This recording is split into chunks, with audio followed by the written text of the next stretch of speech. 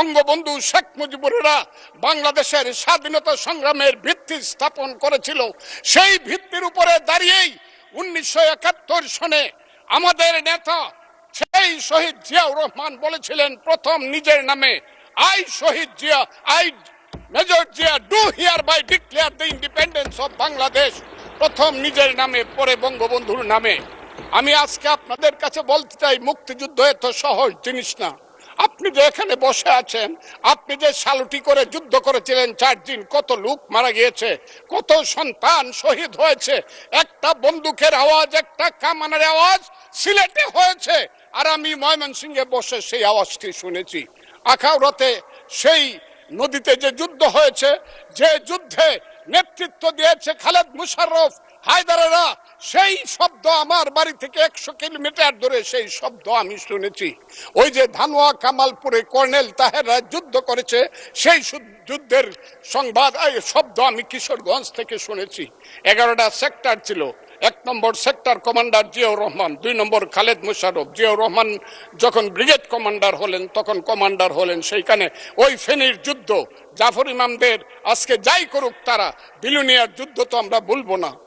2 নম্বর sector commander Khaled Musharraf Haider, 3 নম্বর sector commander Shafiullah, 4 নম্বর CR Dutta, 5 নম্বর মীর শৌকত আলী, 6 নম্বর MK Bashar, 7 নম্বর কাজী নুরুজ্জামান, 8 নম্বর MA মঞ্জুর, 9 নম্বর MA Jalil, এবং সর্বশেষ 11 নম্বর হইল কর্নেল তাহের, যার পা চলে গিয়েছিল।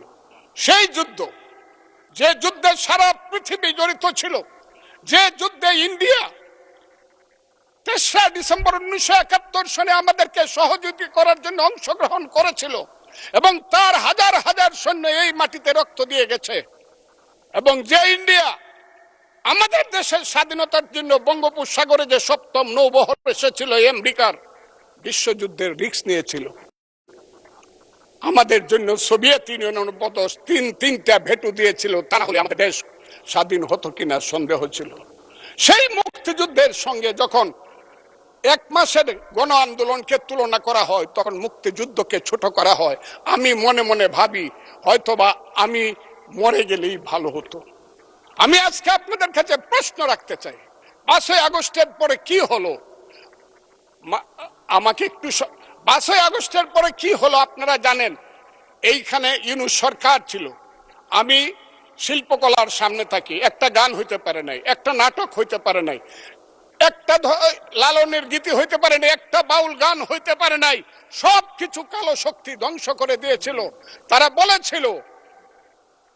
বলেছিল কোন মুক্তিযুদ্ধ হয় নাই, 47-এ যুদ্ধ হয়েছে, আর 24-এ যুদ্ধ হয়েছে, আর 71-এ গন্ডগোল হয়েছে।